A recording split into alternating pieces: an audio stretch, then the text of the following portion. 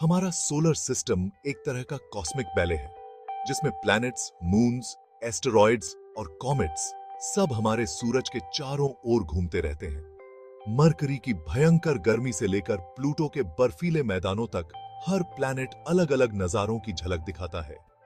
कुछ प्लैनेट्स पथरीले और धरती जैसे हैं, जबकि कुछ गैस के बड़े-बड़े गोले हैं, जैसे जुपिटर। प्लैनेट्स के आगे अनगिनत एस्टेरॉइड्स और कॉमेट्स घूमते रहते हैं, जो सोलर सिस्टम के शुरुआती समय से बचे हुए हैं। ये घूमते हुए आकाशीय पिंड हमें अरबों साल पहले के हालातों के बारे में बताते हैं।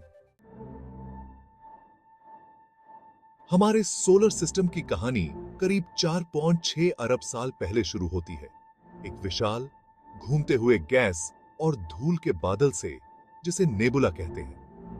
यह नेबुला हमारे सूरज और सभी प्लैनेट्स का जन्म स्थान, हाइड्रोजन, हीलियम और भारी तत्वों का एक अराजक मिश्रण था।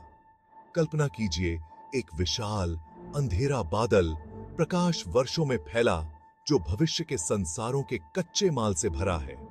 इन हलचलों से नेबुला के भीतर लहरें और ज्यादा घनत्व वाली जगहें बनी, जिससे सोलर सिस्टम के बनने के अगले अध्याय का मंच तैयार हुआ। जैसे जैसे नेबुला घूमता रहा, गुरुत्वाकर्षण ने ज्यादा अहम भूमिका निभानी शुरू कर दी। बादल के अंदर घने इलाकों ने ज्यादा पदार्थ अपनी ओर खींचे, समय के साथ बड़े और घने होते गए। जैसे ही नेबुला का मध्य भाग अपने ही गुरुत्वाकर्षण के नीचे सिमट गया, यह गर्म और घना होता गया। कोर में तापमान और दबाव आखिरकार एक खास बिंदु पर पहुंच गया, जिससे न्यूक्लियर फ्यूजन शुरू हुआ, वह प्रक्रिया जो तारों को ऊर्जा देती है।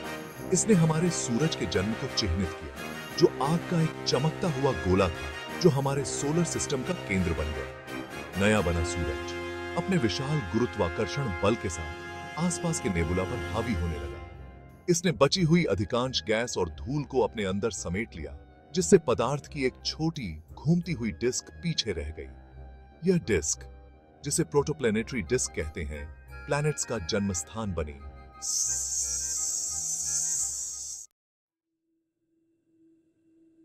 प्रोटोप्लैनेटरी डिस्क, युवा सूरज के चारों ओर गैस और धूल की एक घूमती हुई डिस्क, हमारे प्लैनेट्स का जन्म स्थान थी।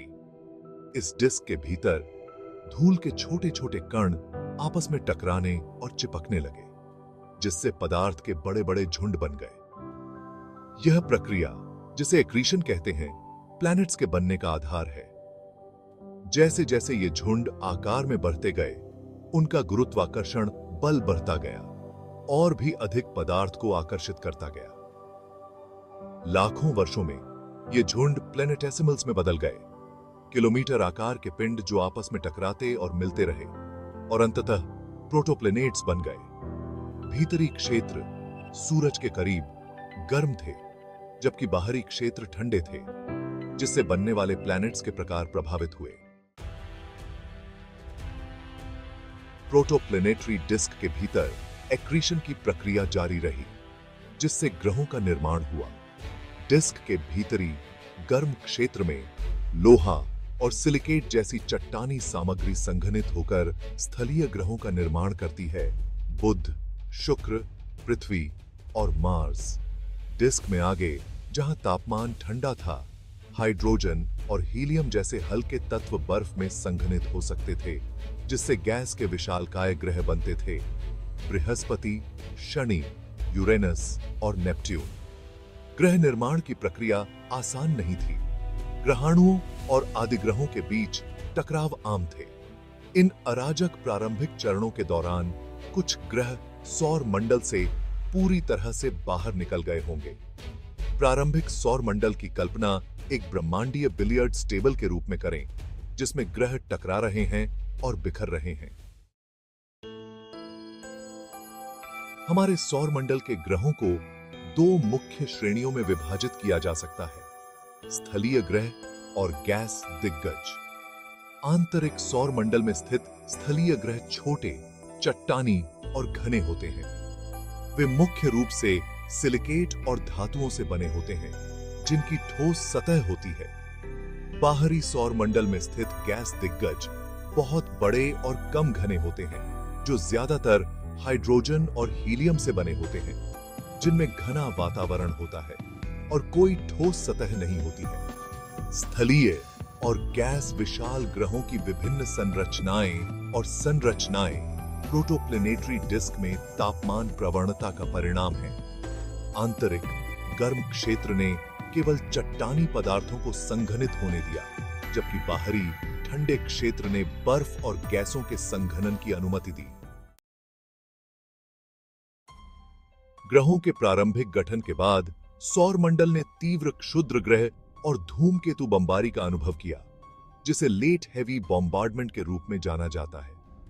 लगभग 4.8 से 3.8 अरब साल पहले तक चलने वाला यह काल तीव्र अराजकता का समय था, जिसमें अनगिनत प्रभावों ने ग्रहों और चंद्रमाओं की सतहों को आकार दिया। माना जाता है कि लेट हेवी बॉम्बार्डमेंट विशाल ग्रहों के बीच गुरुत्वाकर्षण संबंधी अंतःक्रियाओं के कारण हुआ था, जिसने क्षुद्र ग्रहों और धूमकेतुओं को बाहरी सौर मंडल से अंदर की ओर बिखेर दिया था। इस काल ने ग्रहों की सतहों को आकार देने में महत्वपूर्ण भूमिका निभाई और यहां तक कि पृथ्वी पर पानी और कार्बनिक अणु भी पहुंचाए, संभवतः जीवन की उत्पत्ति में योगदान दिया। लेट हेवी बॉम्बार्डमेंट के प्रमाण चंद्रमा, बुध और मंगल की क्रेटर वाली सतहों में देखे जा सकते हैं। ये क्रेटर बहुत पहले के प्रभावों के निशान की तरह हैं, जो एक अशांत प्रारंभिक सौर मंडल की कहानी बताते हैं। लेट हेवी बॉम्बार्डमेंट के कम होने के बाद सौर मंडल अपने वर्तमान विन्यास में बसने लगा।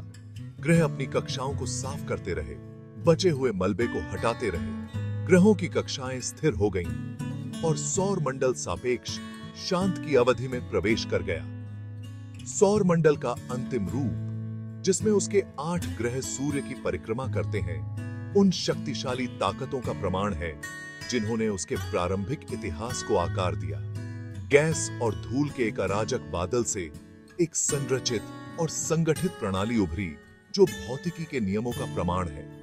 ग्रह, चंद्रमा, क्षुद्र ग्रह और धूमकेतु, जो हमारे सौर मंडल को बनाते हैं, वे सभी जुड़े हुए हैं, जो उनके साझा मूल और उन्हें आकार देने वाली ताकतों से जुड़े हैं। हमारा सौर मंडल ग्रहों और चंद्रमाओं की अपनी विविध श्रृंखला के साथ ब्रह्मांड में एक अनूठा स्थान है। पृथ्वी पर तरल पानी की उपस्थिति जीवन को आश्रय देने वाला एकमात्र ज्ञात ग्रह हमारे सौर मंडल को विशेष रूप से विशेष बनाता है।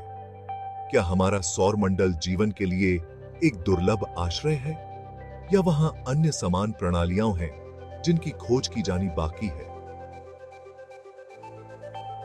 पृथ्वी से परे जीवन की खोज आधुनिक विज्ञान की सबसे सम्मोहक खोजों में से एक है।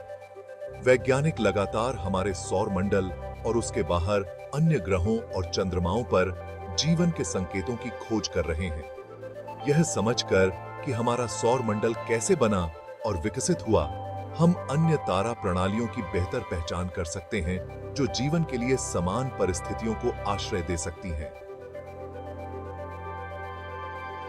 हमारे सौर मंडल की कहानी अभी खत्म नहीं हुई है।